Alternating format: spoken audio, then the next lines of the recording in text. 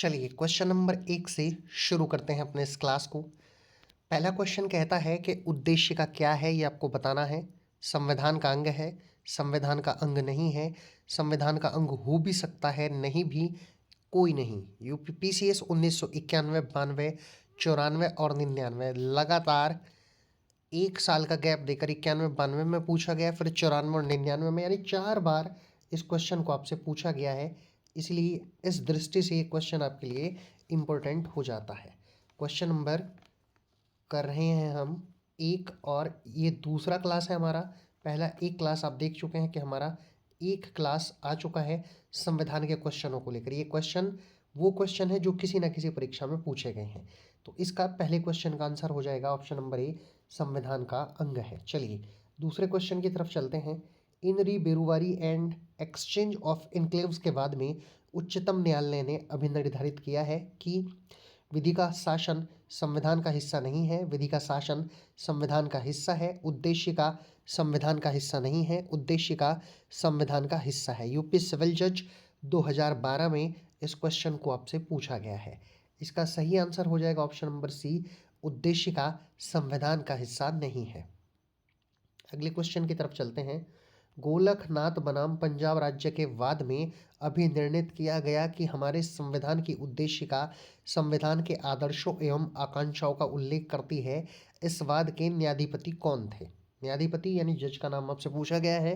न्यायाधिपति Matthew, न्यायाधिपति Krishna Iyer, न्यायाधिपति Subba Rao या न्यायाधिपति HR Khanna. Bihar civil जज 2009। इस सवाल को सीधे सीधे आपसे पूछा गया है। इसका तीसरे क्वेश्चन का सही आंसर हो जाएगा ऑप्शन नंबर सी, न्यायाधिपति सुब्बा राव। चलिए अगले क्वेश्चन की तरफ चलते हैं। अगला क्वेश्चन है हमारा क्वेश्चन नंबर 4। स्क्रीन को थोड़ा बड़ा कर लेते हैं। निम्नलिखित में से किस वाद में पंथ निरपेक्षता को भारतीय संविधान का मूलभूत लक्षण कहा गया है? क्वेश्चन नंबर 4 में पूछा गया है। ए गोलकनाथ बनाम पंजाब राज्य, बी मिनर्वा मिल्स बनाम भारत संघ, सी मेनका गांधी बनाम भारत संघ या डी SR बोम्मई बनाम भारत संघ। यूपी PCS 1998 में इस क्वेश्चन को पूछा गया है। इस चौथे क्वेश्चन का ऑप्शन नंबर डी सही आंसर हो जाएगा। आगे चलते हैं पांचवें क्वेश्चन की तरफ। प्रस्तावना में धर्मनिरपेक्ष सेक्युलर शब्द के डाले जाने के भी पहले निम्नलिखित मामले में से किसमें धर्मनिरपेक्षता को भारतीय संविधान की एक मूलभूत विशेषता माना गया था? Option number A, Indira Gandhi बनाम Rajnarain, option number B, Keshavananda Bharati बनाम केरल राज्य, option number C, Waman Rao बनाम भारत संघ या ऑप्शन नंबर डी, समता बनाम आंध्र प्रदेश राज्य। बिहार सिविल जज 2016 में ये पांचवा क्वेश्चन आपसे पूछा गया है और इस पांचवें क्वेश्चन का सही आंसर हो जाएगा option number B, Keshavananda Bharati बनाम केरल राज्य। अगले क्वेश्चन की तरफ चलते हैं। उद्देशिका में संपूर्ण प्रभुत्व संपन्न समाजवादी धर्मनिरपेक्ष लोकतंत्रात्मक गणराज्य शब्द सम्मिलित किए गए थे 15वें संशोधन द्वारा, 39वें संशोधन द्वारा, 42वें संशोधन द्वारा या 44वें संशोधन द्वारा। क्वेश्चन नंबर 6 आपको बताना है। इसका सही आंसर हो जाएगा ऑप्शन नंबर सी, 42वें संशोधन द्वारा। आगे चलते हैं। हमारे संविधान की उद्देशिका में एक पद है भारतीय गणतंत्र। उसका संदर्भ है एक संप्रभु तथा समाजवादी गणतंत्र से, एक संप्रभु समाजवादी और धर्मनिरपेक्ष गणतंत्र से, एक समाजवादी और धर्मनिरपेक्ष गणतंत्र से, एक संप्रभु समाजवादी धर्मनिरपेक्ष प्रजातांत्रिक गणतंत्र से। यूपी PCS 1995 में इस सवाल को आपसे पूछा गया है। इसका सही आंसर हो जाएगा क्वेश्चन नंबर 7 का ऑप्शन नंबर डी, एक संप्रभु समाजवादी धर्मनिरपेक्ष प्रजातांत्रिक गणतंत्र से। क्वेश्चन नंबर 8 की तरफ चलते हैं। भारत के संविधान में प्रयुक्त शब्द धर्मनिरपेक्ष का अर्थ है। राज्य का अपना कोई धर्म नहीं होगा, सभी धर्म के साथ समान व्यवहार है, राज्य का अपना सामान्य धर्म नहीं होता है या ऑप्शन नंबर डी, ए और बी सही है। तो ये क्वेश्चन नंबर 8 का सही आंसर हो जाएगा ऑप्शन नंबर डी, ए और बी सही है। राज्य का अपना कोई धर्म नहीं होगा और सभी धर्म के साथ समान व्यवहार है। चलिए अगले क्वेश्चन की तरफ चलते हैं। ये भी सवाल आपसे यूपी PCSJ 2012 में पूछा गया था। नौवां क्वेश्चन, संविधान की प्रस्तावना की शब्दावली संप्रभुता संपन्न प्रजातांत्रिक गणराज्य को संप्रभुता संपन्न समाजवादी धर्मनिरपेक्ष प्रजातांत्रिक गणराज्य से प्रतिस्थापित किया गया था। 93वां संशोधन इसकी प्रभावशाली दिनांक में दी गई है। 95वां संशोधन इसकी भी प्रभावशाली दिनांक दी गई है। 42वां 44वां MP सिविल जज 2010 आगे इनकी प्रभावशाली दिनांक के कब से जो संशोधन थे वो प्रभावशाली हुए थे। तो आपको क्वेश्चन नंबर 9 में बताना है। तो क्वेश्चन नंबर 9 का आपका ऑप्शन नंबर सी 42वें संशोधन द्वारा जो कि प्रभावशाली हुआ था दिनांक 3 जनवरी 1977 द्वारा। चलिए, MP सिविल जज 2010 में इस सवाल को आपसे पूछा गया था। अब चलते हैं क्वेश्चन नंबर 10 की तरफ।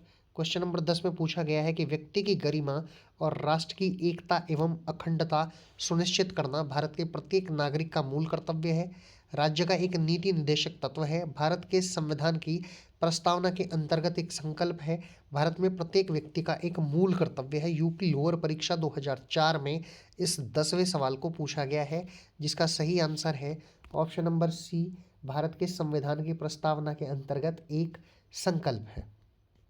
अगले क्वेश्चन की तरफ चलते हैं। संविधान की उद्देशिका घोषित करती है कि भारत एक समाजवादी लोकतंत्रात्मक गणराज्य है, एक संपूर्ण प्रभुत्व संपन्न समाजवादी पंथ निरपेक्ष लोकतंत्रात्मक गणराज्य है, एक संपूर्ण प्रभुत्व संपन्न लोकतंत्रात्मक गणराज्य है। यह ऑप्शन नंबर डी उपर्युक्त में से कोई नहीं। MP सिविल जज 2009 में इस 11वें क्वेश्चन को पूछा गया है, जिसका सही आंसर है ऑप्शन नंबर बी, एक संपूर्ण प्रभुत्व संपन्न समाजवादी धर्मनिरपेक्ष लोकतंत्रात्मक गणराज्य है। चलिए अगले क्वेश्चन की तरफ चलते हैं। भारत के संविधान की प्रस्तावना के अंतर्गत निम्न में से कौन सा क्रम सही है? देखिए, क्रम से भी आपसे सवाल पूछ लिया गया है, आपको डीपली पढ़ना है। प्रस्तावना से एक क्वेश्चन दिया गया है। ऑप्शन नंबर ए, प्रभुता संपन्न समाजवादी धर्मनिरपेक्ष प्रजातांत्रिक गणराज्य। बी, प्रभुता संपन्न धर्मनिरपेक्ष समाजवादी प्रजातांत्रिक गणतंत्र। ऑप्शन नंबर सी, प्रभुता संपन्न समाजवादी प्रजातांत्रिक धर्मनिरपेक्ष गणतंत्र। या ऑप्शन नंबर डी, प्रभुता संपन्न धर्मनिरपेक्ष प्रजातांत्रिक समाजवादी गणतंत्र। यूपी लोअर विशेष परीक्षा 2003 MP सिविल जज 2012 में इस 12वें क्वेश्चन को पूछा गया है। इसका सही आंसर हो जाएगा ऑप्शन नंबर ए, प्रभुता संपन्न समाजवादी धर्मनिरपेक्ष पंथ निरपेक्ष प्रजातांत्रिक गणराज्य। अगले क्वेश्चन की तरफ चलते हैं। क्वेश्चन नंबर 13, विधिक संप्रभुता भारतीय संविधान में निवास करती है, न कि हम भारत के लोग में यह विचारधारा व्यक्त की गई थी। ऑप्शन नंबर ए, लखनऊ विकास प्राधिकरण बनाम A. K. गुप्ता के वाद में। ऑप्शन नंबर बी, शंकरी प्रसाद के वाद में। ऑप्शन नंबर सी, गोलकनाथ के वाद में। या option number D, Kesavananda Bharati के वाद में। MP AP 2000 में इस क्वेश्चन को पूछा गया है और इसका सही आंसर हो जाएगा option number D, Kesavananda Bharati के वाद में। आगे चलते हैं। निम्नलिखित में से कौन भारत में संप्रभु है?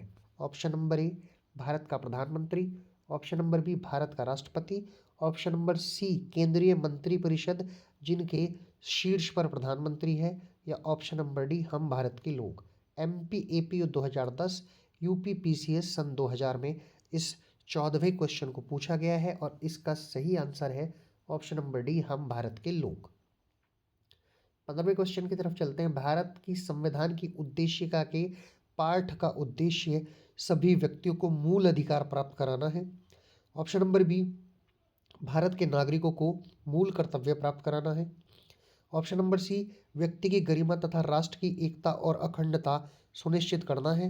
ऑप्शन नंबर डी, सरकारी सेवकों को सेवा की सुरक्षा की प्रतिभूति प्रदान करना है। यूपी PCS 2003 2007, छत्तीसगढ़ PCS 2005, 3 साल इस क्वेश्चन को पूछा गया है। क्वेश्चन नंबर 15 का सही आंसर हो जाएगा ऑप्शन नंबर सी, व्यक्ति की गरिमा और राष्ट्र की एकता और अखंडता सुनिश्चित करना है। अगले क्वेश्चन की तरफ चलते हैं। संविधान के निर्वचन में उद्देशिका ऑप्शन नंबर ए, पूर्णतः असुसंगत है। बी, सुसंगत है किंतु वहीं जहां मूल संरचना के तत्वों को जानता है। सी, सुसंगत है किंतु केवल संविधान की भावना जानने के लिए। ऑप्शन नंबर डी, जहां भी किसी उपबंध का अर्थ संदिग्ध है वहां सुसंगत है। यूपी PCS 2001 में ये 16वां क्वेश्चन पूछा गया है। इसका सही आंसर हो जाएगा ऑप्शन नंबर डी।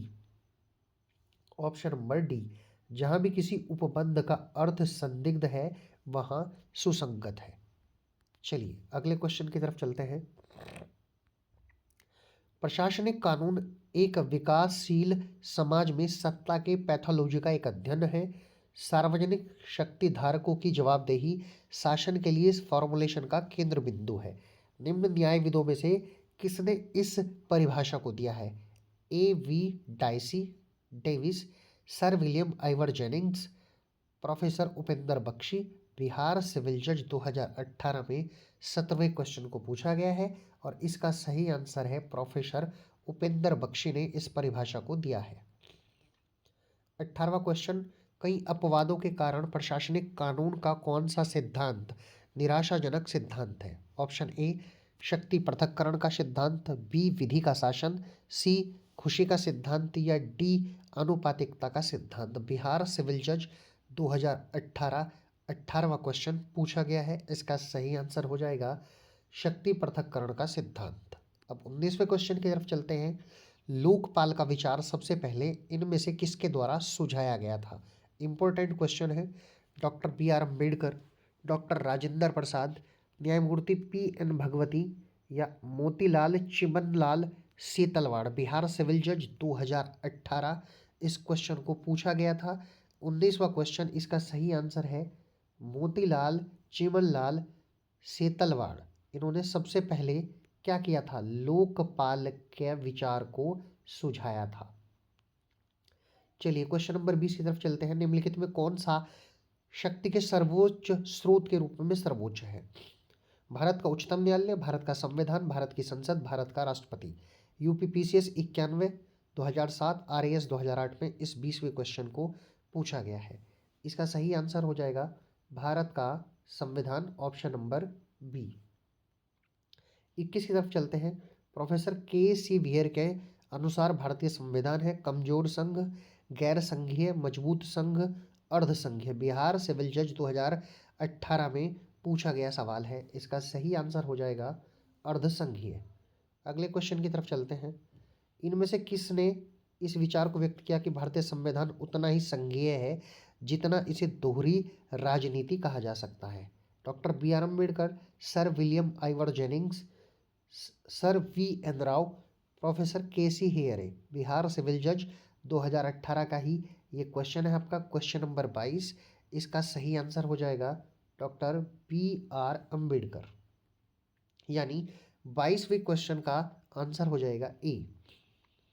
23वां, भारत के संविधान की प्रस्तावना प्रिम्बल में अब तक कितनी बार संशोधन किया गया है? एक बार भी नहीं, 4 बार, 2 बार, 1 बार। एमपी सिविल जज 2002, उत्तराखंड सिविल जज 2018 में इस क्वेश्चन को आपसे पूछा गया है। क्वेश्चन नंबर 23, इसका सही आंसर हो जाएगा डी, 1 बार। चलिए आगे चलते हैं। अगले क्वेश्चन 24वें में, हमारे संविधान की प्रस्तावना में महत्वपूर्ण प्रस्ताव निम्न नाम के अंतर्गत बनाया गया है? भारत के लोग, भारत का संविधान, भारतीय स्वतंत्रता अधिनियम 1947, इनमें से कोई नहीं। छत्तीसगढ़ सिविल जज 2007 में इस क्वेश्चन को पूछा गया है। इसका सही आंसर हो जाएगा ऑप्शन नंबर ए, भारत के लोग। 25वें क्वेश्चन की तरफ चलते हैं। निम्नलिखित में से किसे भारतीय संविधान की प्रस्तावना में स्थान नहीं मिला है? विचार और अभिव्यक्ति की स्वतंत्रता, सभी के लिए आर्थिक न्याय, सभी के लिए शिक्षा, व्यक्ति की विनम्रता। बिहार सिविल जज 2018 इस क्वेश्चन को पूछा गया है और इसके लिए सही आंसर हो जाएगा ऑप्शन नंबर सी, सभी के लिए शिक्षा। 25वें क्वेश्चन का आंसर सी। अगले क्वेश्चन की तरफ चलते हैं। किस संशोधन के द्वारा प्रस्तावना में धर्मनिरपेक्ष तथा समाजवादी शब्दों को अंतर्निहित किया गया है? ऑप्शन नंबर ए प्रथम संशोधन, ऑप्शन नंबर बी छठा संशोधन, ऑप्शन नंबर सी 42वां संशोधन या ऑप्शन नंबर डी 44वां संशोधन। बिहार सिविल जज 2009, एमपी सिविल जज 2012, राजस्थान सिविल जज 2019, छत्तीसगढ़ सिविल जज 2014, यूपीपीसीएस 94, 95, 97, 2000। कितने सालों तक इस क्वेश्चन को पूछा गया है? क्वेश्चन नंबर 26 का सही आंसर हो जाएगा ऑप्शन नंबर सी 42वां संशोधन। आगे चलते हैं। भारत के संविधान की उद्देशिका निम्नलिखित में से किसके द्वारा संशोधित की गई? 38वें संविधान संशोधन द्वारा, 39वें संविधान संशोधन द्वारा, 21वें संशोधन द्वारा या 42वें संशोधन द्वारा। एमपी एपीयू 2008, यूपी पीसीएस सन 2000 में ये 27वां सवाल आपसे पूछा गया है। इसका सही आंसर हो जाएगा ऑप्शन नंबर डी, 42वें संशोधन द्वारा। क्वेश्चन नंबर 28 देखते हैं। हमारे संविधान की उद्देशिका का सर्वाधिक महत्व और संविधान का अर्थान्वयन और निर्वचन उद्देशिका में अभिव्यक्त महान और उच्च आदर्शों के प्रकाश में किया जाना चाहिए। न्यायमूर्ति सीकरी ने यह मत अभिव्यक्त किया था। कौन से वाद में ये पूछा गया है? इनरी बेरुवारी यूनियन के वाद में, इनरी केरल शिक्षा विधेयक के वाद में, ए के गोपालन बनाम मद्रास राज्य के वाद में, केशवानंद भारती बनाम केरल राज्य के वाद में। यूपी पीसीएस विशेष परीक्षा 2004 में इस 28वें क्वेश्चन को पूछा गया है। इसका सही आंसर हो जाएगा option number D, Kesavananda Bharati बनाम केरल राज्य के वाद में। चलिए अगले क्वेश्चन की तरफ चलते हैं। किस संविधान संशोधन अधिनियम द्वारा संविधान की प्रस्तावना में धर्मनिरपेक्ष एवं अखंडता शब्द जोड़े गए हैं? प्रथम संविधान संशोधन अधिनियम, 24वां संविधान संशोधन अधिनियम, 42वां संविधान संशोधन अधिनियम, 44वां संविधान संशोधन अधिनियम। यूपी लोअर विशेष परीक्षा 2002-2003, झारखंड सिविल जज 2009, यूपी पीसीएस 2005 और 2002 में इस क्वेश्चन को पूछा गया है। 29वें क्वेश्चन का सही आंसर हो जाएगा ऑप्शन नंबर सी, 42वां संविधान संशोधन अधिनियम। आगे चलते हैं। क्वेश्चन नंबर 30, भारतीय संविधान की प्रस्तावना में क्या नहीं है?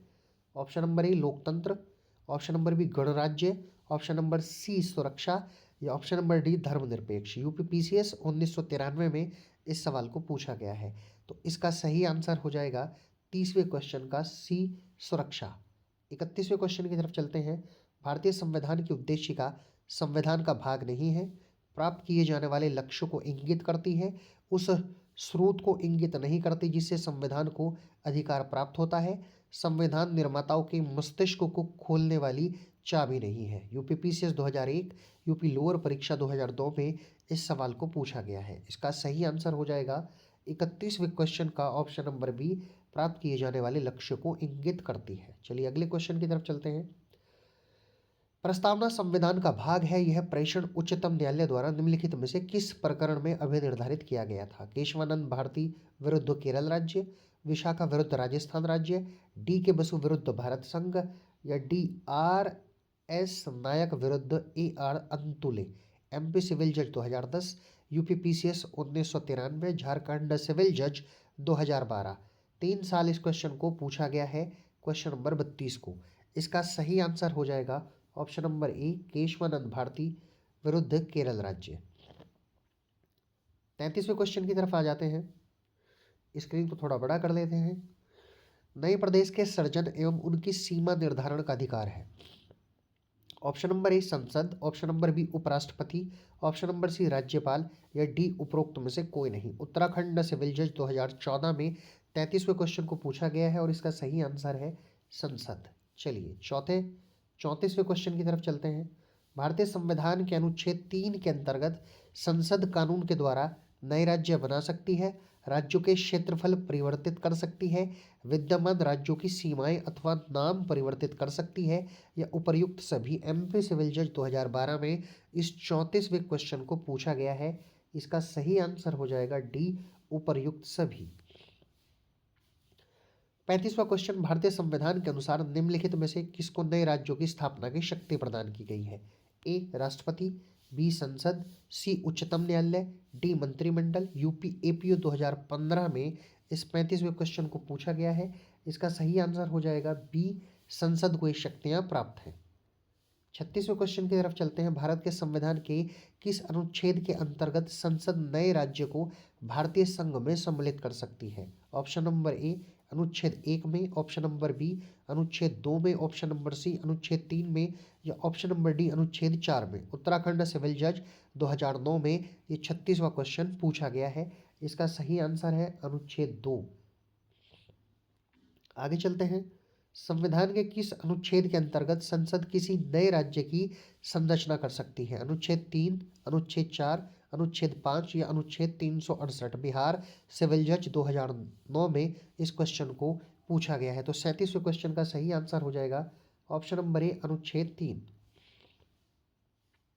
38वें क्वेश्चन की तरफ चलते हैं। भारत में एक नए राज्य के सृजन के प्रायोजन के लिए भारत के संविधान का संशोधन पारित होना चाहिए।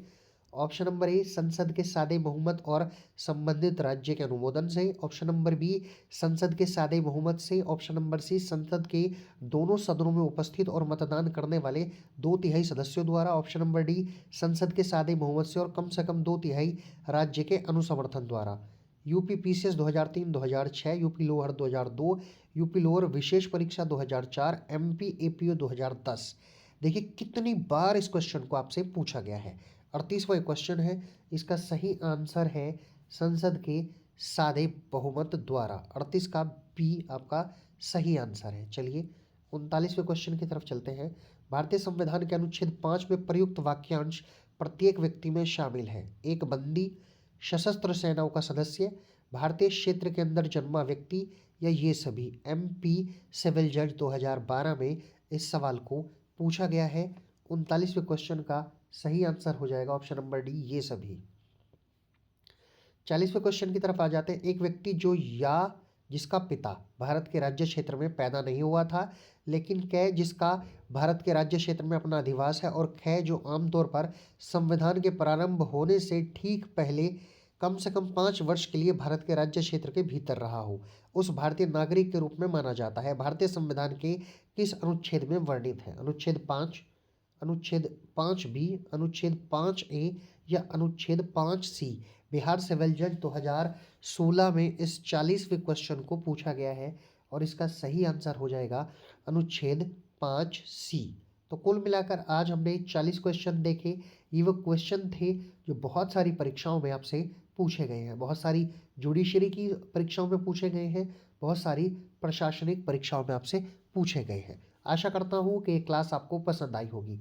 यदि क्लास आपको पसंद आई है तो इसे शेयर जरूर कर दीजिएगा, ताकि ये काफ़ी सारे लोगों तक जा सके और उन लोगों की पढ़ाई अच्छे तरीके से हो सके। फिलहाल आज की क्लास में इतना ही।